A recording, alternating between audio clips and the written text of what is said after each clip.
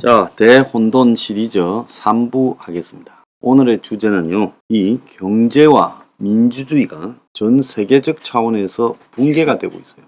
자, 중국과 러시아가 과거 소련과 공산중국 문화혁명 시대로 후퇴하고, 또 한편으로 미국이 지금 경제가 대혼란에 빠져 있고 영국도 그렇습니다. 자, 그래서 이런 상황들이 지금 전 세계 경제를 뒤흔들고 있고, 결국 지금 전 세계가 갈수록 포퓰리즘이 득세하는 경향으로 가면서 이 세계의 지금 시스템이 무너지고 있다는 겁니다. 이 세계 시스템이라는 것은 2차 대전 이전에 이 제국주의 시대, 그 이후에 이 민주주의, 자유주의, 자본주의 가치로 만들어진 이 흔히 자유세계라는 곳에서 가지고 있는 고유한 가치가 지금 다 무너져 버리고 있다.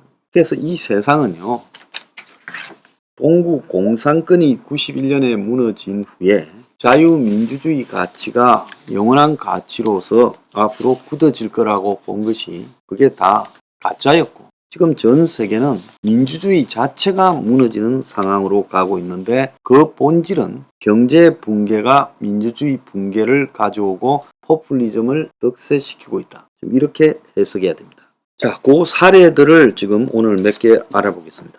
그리스가 지난 2008년 금융위기 이후에 2010년, 11년 이럴 때 이제 재정위기, 남유럽 재정위기로 디폴트 상황에 들어갔죠. 그래서 유럽 중앙은행 EU 등이 그리스에 재정 지원을 하고 그리스 정부의 재정을 감시를 해왔지요. 그런데 이제 그리스가 2010년부터 12년간 이어졌던 EU의 감시를 받는 오랜 부채 위기의 터널에서 겨우 벗어나려고 하니, 근데 그리스는 남유럽의 대표적인 고부채 국가입니다. 그런데 그리스가 정정 불안에 지금 빠져들었어요.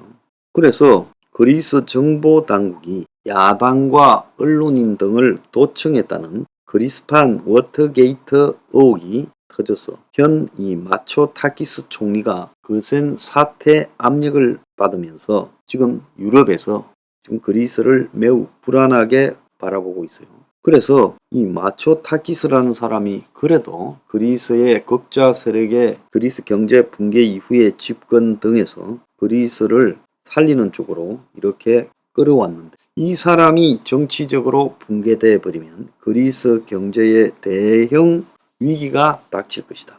그래서 남유럽 재정 적자국인 포르투갈, 이탈리아, 그리스, 스페인 일원인 이탈리아에서도 한 달 전에 재정 위기의 소방수라고, 그래도 이탈리아에서 제일 유능하다는 전 유럽 중앙은행 총재인 마리오 드라기가 연정 붕괴로 자진 사임했는데, 지금 그리스에서 똑같은 상황이 벌어지고 있다는 겁니다. 그래서 딴 사람도 아니고 좌파의 주도를 하고 있는 니코스 안드룰라키스 대표를 도청했다는 거예요. 그리스 정보국이 자기 야당 대표 휴대폰에 감시 소프트웨어를 3개월 동안 불법 설치해서 도청했다. 그래서 이제 총리가 시킨 거 아니냐. 그래서 정보국장이 사임했고 총리는 모른다지만 좌파는 이걸 그리스판 워터게이트라고 부르면서 현대화를 부르짖던 총리가 냉전 시절의 수법을 쓰고 있다. 그래서 이제 국정조사로 간다는 거예요.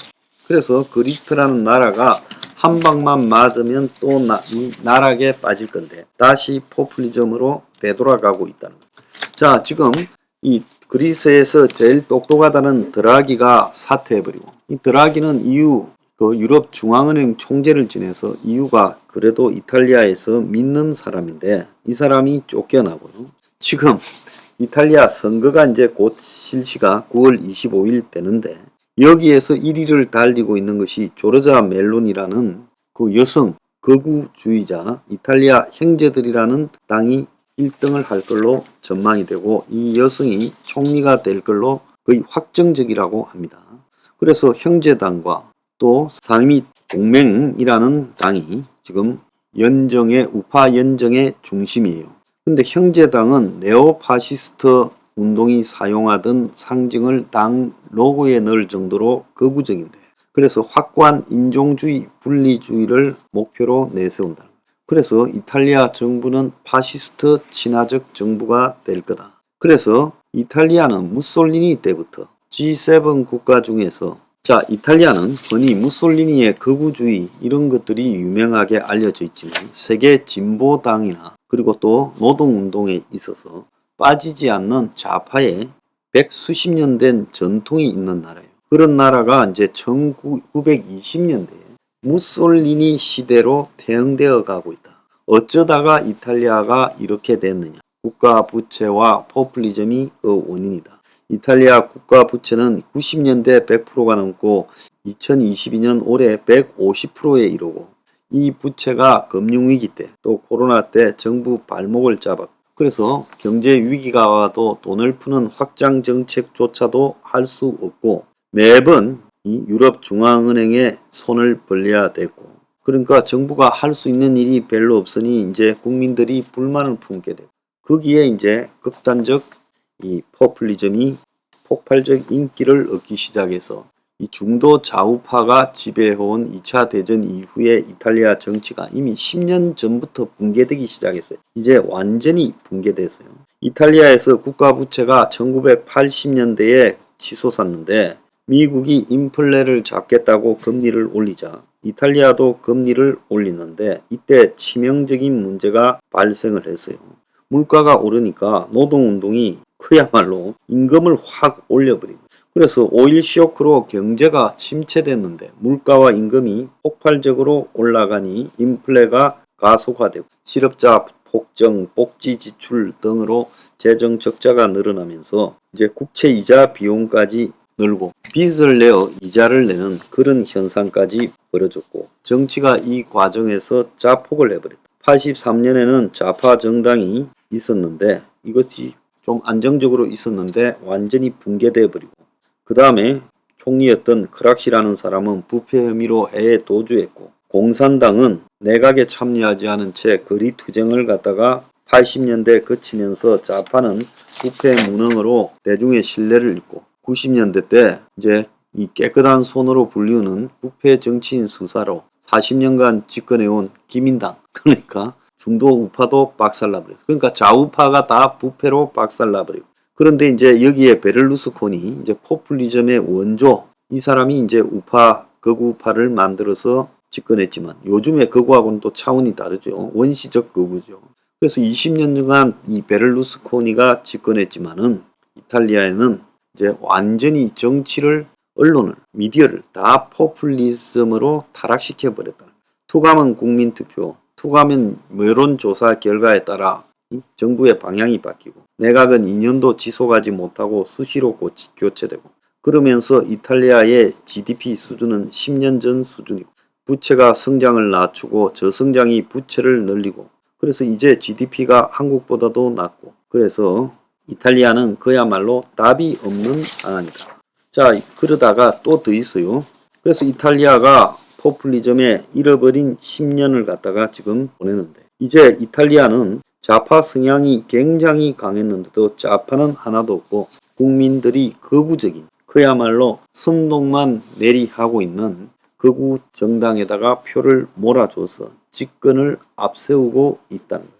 그래서 경제가 붕괴되고 정치가 붕괴되고 사회가 붕괴될수록 극우가 득세하는 것이 구체적으로 나타나고 있고 자 아르헨티나 이것도 대표적 파퓰리즘의 나라인데 지금 아르헨티나가 물가 상승률이 71% 올해 안에 이제 100%가 넘어서 세 자리 숫자 30년 만에 최고의 지금 물가 상승을 기록하고 있고 대규모 시위가 일어나고 국민들은 월급은 죽었다고 외치고 이제 가격 상한제가 또 부유세 도입이 되었지만 실패해버렸어요. 그래서 페론주의로 불리는 이 포퓰리즘의 원조 이것이 아르헨티나를 굉장히 망쳤고 그리고는 이제 이 페론주의에 이 절망을 한 아르헨티나 사람들을 등이었고 이제 군부가 집권했다가 89년에 5000%의 초인플레 상황, 2003년에 IMF 구제금융, 2018년에 445억 달러 부채와 50%의 물가 상승률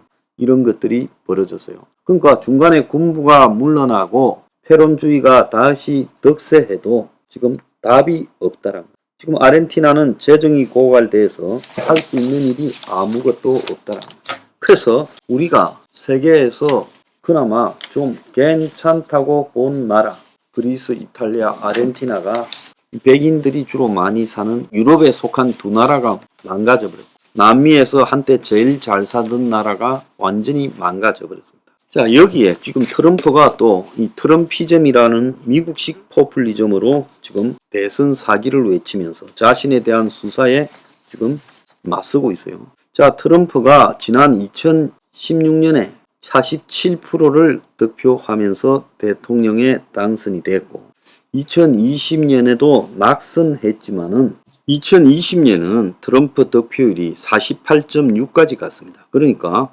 2016년 47보다 더 얻었죠. 다만 바이든이 49.9를 얻어서 조금 더 얻었을 뿐입니다. 그런데 지금 이 트럼프가 더욱더 지금 설치고 있어요. 그래서 미국이 지금 도대체 어디로 가고 있는가? 굉장히 우려스러운 상황이 지금 많이 나오고 있습니다. 자, 그래서 제가 지금 미국까지 트럼프라는 이 포퓰리즘에 휩쓸리고 미국 공화당이 거의 트럼프한테 지금 넘어가 버린 지 오래되어 버렸어요. 자, 그러니까 유럽의 많은 나라들 또 미국도 그렇게 가고 있고 지금 남미도 그렇고 아마 전 세계가 지금 완전히 이 포퓰리즘에서 벗어나지 못할 거라고 봅니다. 오늘 보면 이 경제난에 정치 불안까지 아시아의 신흥국들이 대혼란이다. 지금 파키스탄도 구제금융을 받고 있고 그다 홍수까지 났고 반정부 시위가 지금 난리가 났고 이 스리랑카는 대통령이 도망갔다가 지금 7주 만에 귀국을 했고 디폴트 돼버렸고 태국도 지금 1.5% 성장 역대 최저라는 거예요.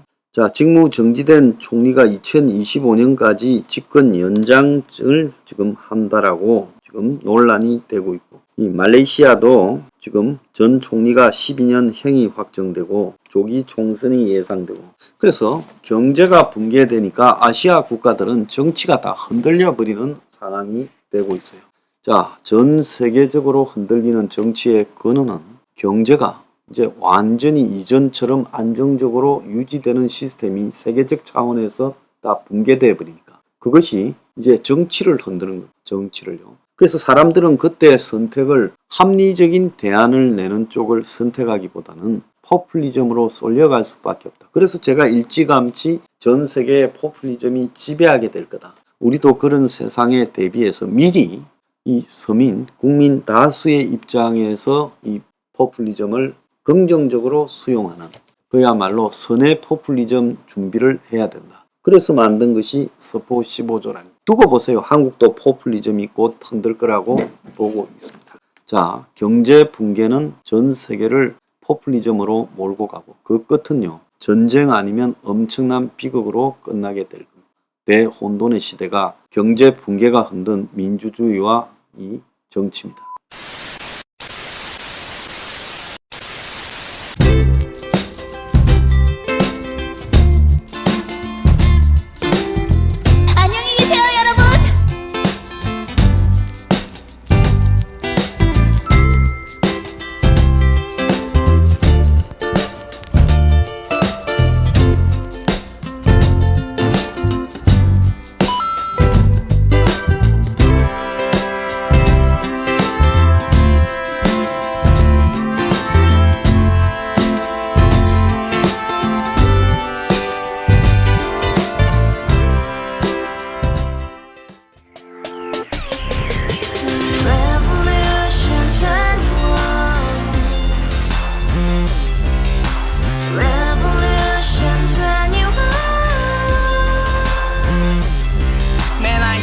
월세 30 코인빚만 300 서울에 온 지 벌써 10년 아둥바둥 버텼지만 여전히 난 반지 하에 제왕 곰팡이 연문제약 내비랭 깡통망통 완전히 폭망 구시원 창문만큼 작아진 내 꿈 연애 결혼 내 집 모든 게 헛꿈 1년 전 떠난 여친 울며 말했지 같이 써봤자 평생 가본 게 꼭꼭꼭하지 가바후스 700 나도 소유주 가바후스 700 나의 소유주 택시기사 우라부지 마트 캐셔 울어무니 우리 집안 다 털어봤자 후줄 그래 개선민 내 미래 거기서 팍 끝난 거지 팍 더 이상 노력 따윈 괴물이 스펙 찾아 싼 말 잘려 맨날 학원을 개쳐 빨려 밤비 내리는 양화대교 홀로 걷고 있을 때 현수막에 아로 새겨진 평당 700짜리 아파트 다같이 소리 질러 혁명 21 Revolution 21 카바우스 700 나도 소유주 Revolution 21 카바우스 700 나의 소주 You and I, we live together in the house. Brand new day, and your dream had just begun. Yeah. Revolution 21, only hope and happiness. 너의 곁에 내가 영원히 지금까지 정치인들 입만 열면 찝찝찝 개소리 멍멍멍 쳐다